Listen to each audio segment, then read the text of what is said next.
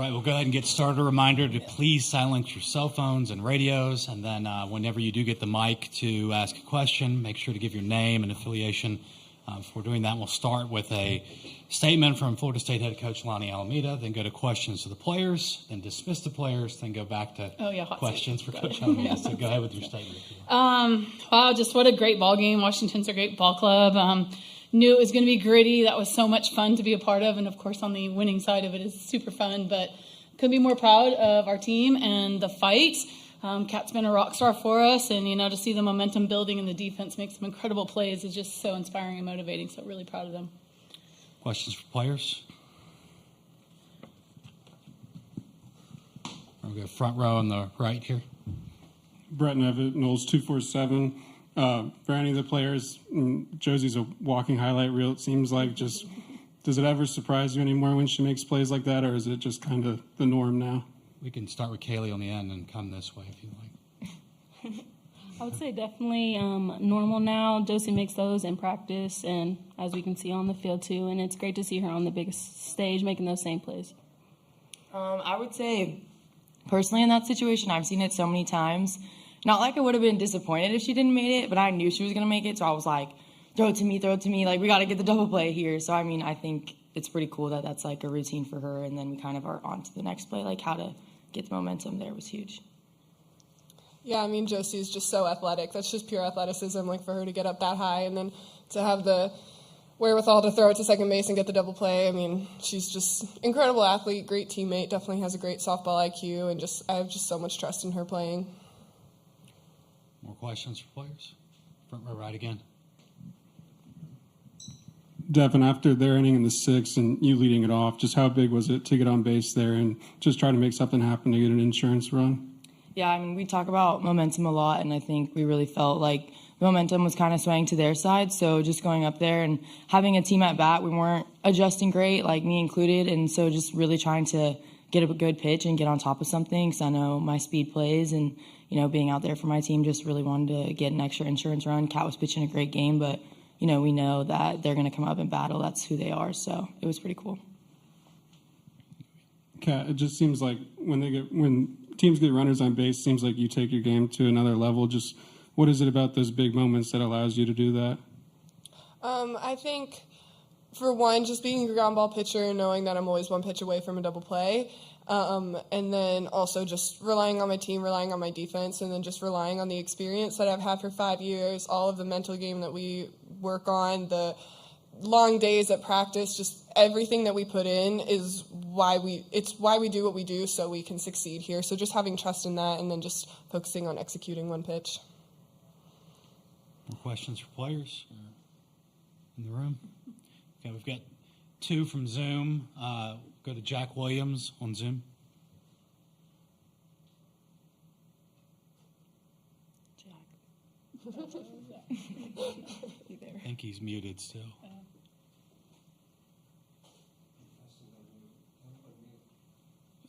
Jack, if you can unmute. All right, do we want to try Hassan Kasim instead on Zoom? Zoom's not working. I don't get reception down here either. Yeah, that's true. It shows he's talking, I think.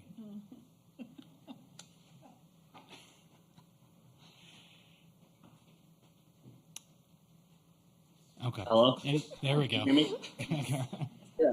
Kat, coming into the game, did you was this the game plan for the pitching, or like McKenna would start, and and what was your mindset coming into obviously you've done relief all year, but what was your mindset coming into that place? Yeah, that was the plan for McKenna to soft open and then for me to come in. And I'm so proud of McKenna to come out here and just thrive and do her thing on the biggest stage as a freshman. That's just so huge for her, and I know that she really wanted that. So really proud of her being able to get it done. And then, just same mindset that I would have. I think that it's a little more uncomfortable coming in.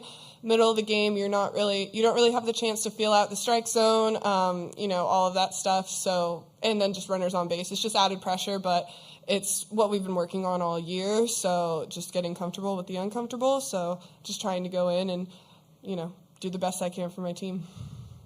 Any more questions for players? Jack Williams is on Zoom, so we'll go to try him.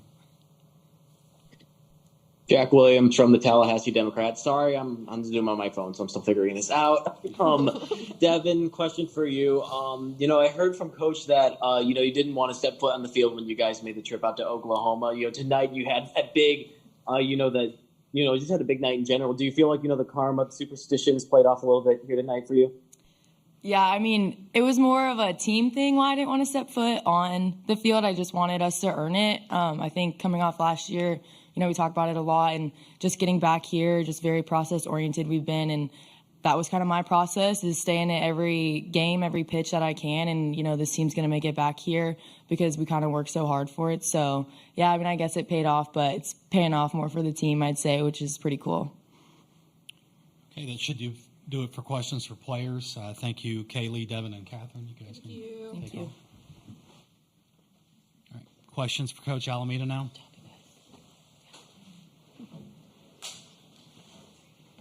Front row.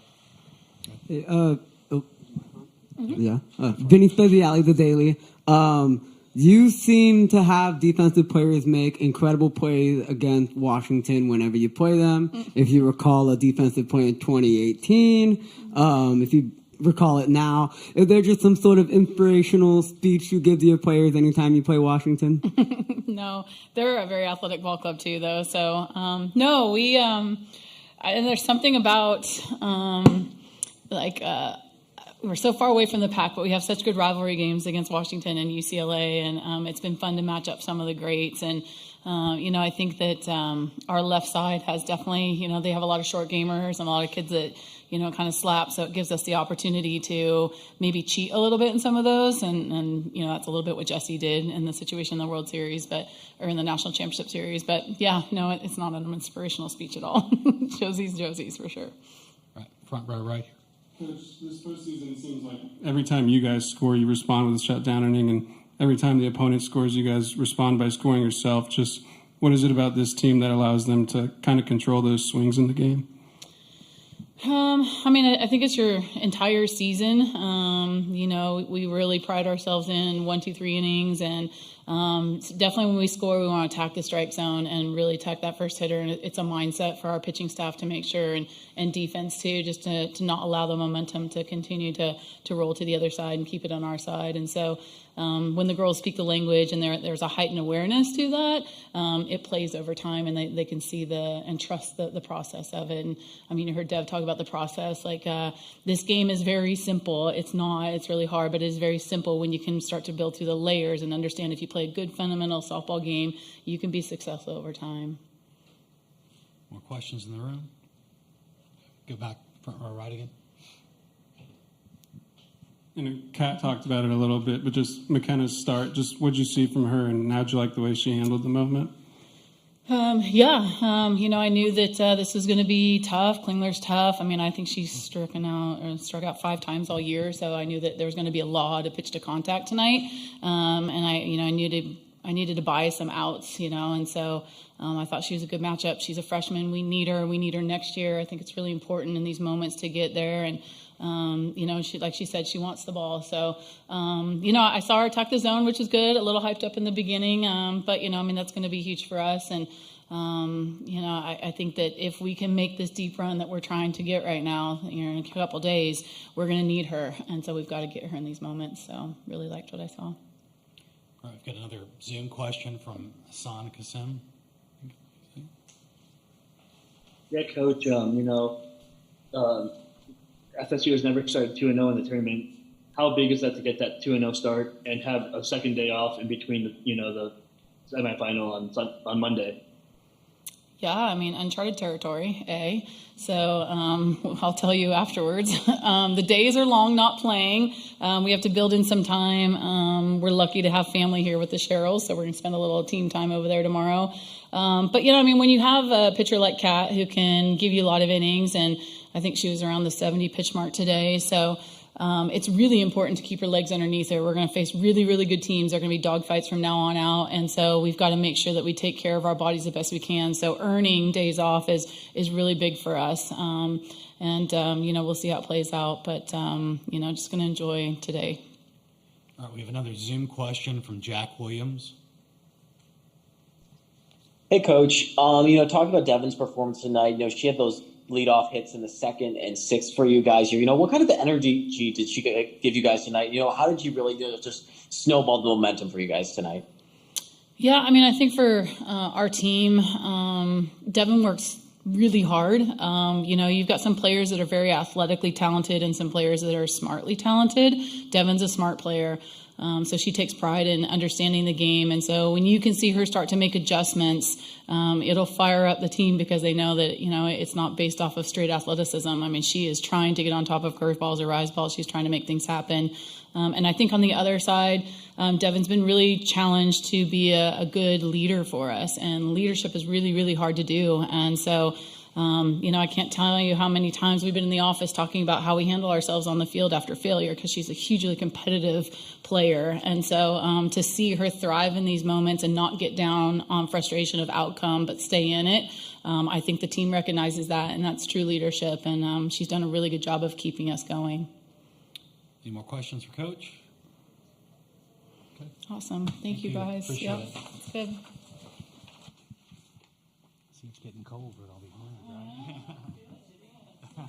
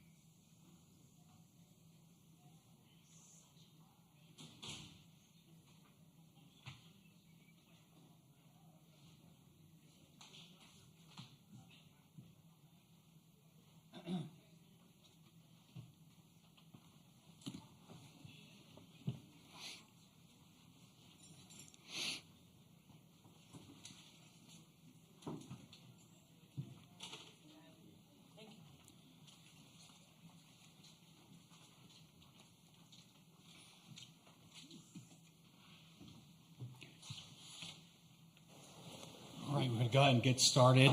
Reminder to please silence your cell phones, radios, or anything else that may make noise during this time. And then once you get the mic to ask a question, please give your name and affiliation for us. We'll start with a opening statement from Washington head coach Heather Tarr, then go to players' questions, and then we will dismiss the players, then go to questions back to Coach Tarr. So, Coach Tarr, if you have an opening statement.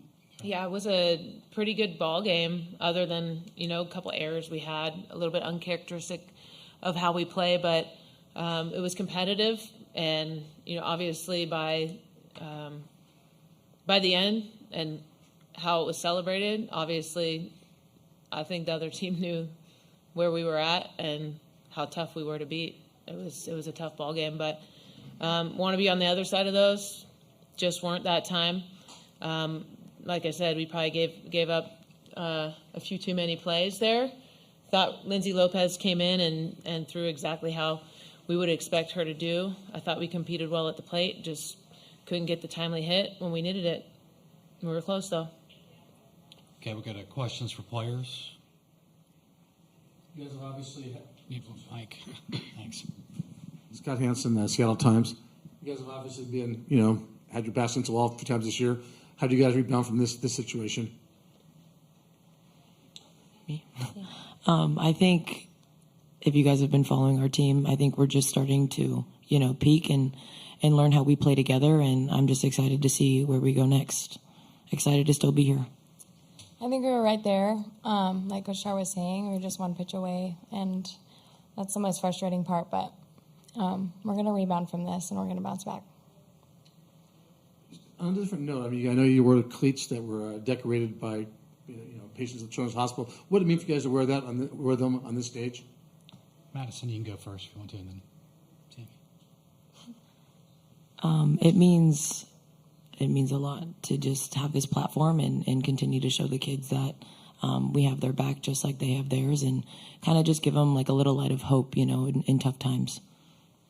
My kid Mason, just knowing that he's like sitting at home and he's able to turn on the TV and see his name on my cleats and how he wanted to color them is so awesome. And it's like a feeling I can't describe, being able to like elevate somebody into the shoes that I'm wearing. So. More questions for players?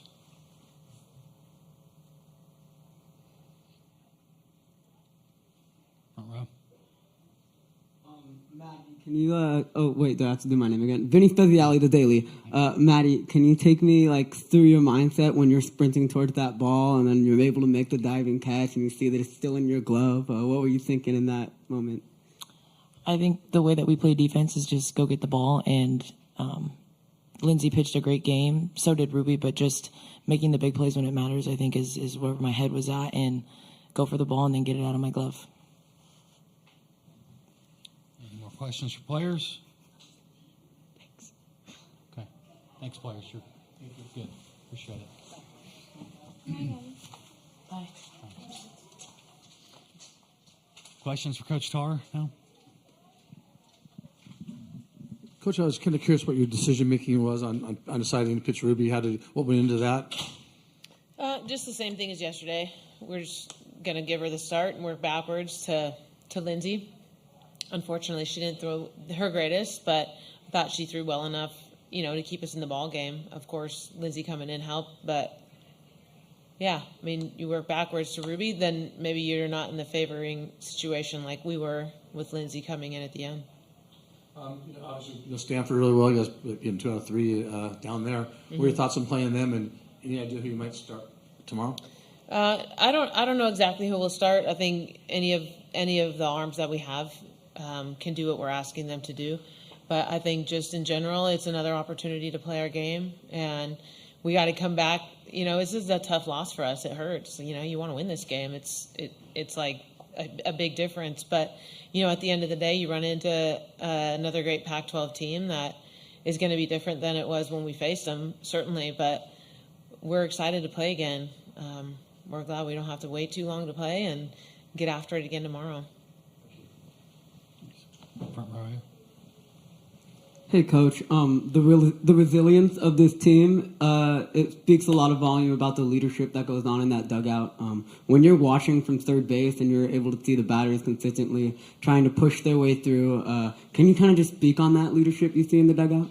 Yeah, I think just in general, they're trying to compete for each other. And when you do that, a lot of good things can happen. Just being unselfish and not worrying about how it's affecting you or impacting you. I think just there was a lot of neat things that happened to our team tonight, whether that be Lindsay coming in and having Ruby's back, or one example is Sydney Stewart coming in and having that big time leadoff on in the 7th inning. That's a rookie out there. She's doing great things, but just overall, this is a really cool team, a really fun team, and we just want to keep going as long as we can. You know how capable this team is with its back against the wall. With a couple tough matchups coming up, obviously Stanford first, and then if you get past Stanford, Oklahoma. What's the mentality of this team, and how are you guys looking to push through? Yeah, I just think we're trying to compete as long as we can. I don't think it's really a matter of who you're going to run into. I mean, anybody at this point in time is going to be a big roadblock, but I think we're just excited to get back at it tomorrow and give it a go. Okay, we have a question on Zoom from Hassan Kassim. Hey, Coach. First off, how you guys prepare for everything in the postseason, but how surprised were you to see McKenna Reed as the starter? And then, what do you think about the performance from Kat Sandercott coming from out of the bullpen? Yeah, I think we knew they weren't going to probably go with Kat right away. I think they do a good job with their pitching staff. They tend to not just ride one arm. So we were either expecting Reed or maybe Leonard to start. And then, of course, they had a quick hook. So we had a good game plan against any and all of them. Any more questions for Coach Tarr? Okay, thank you. Thanks. Thanks, Ross.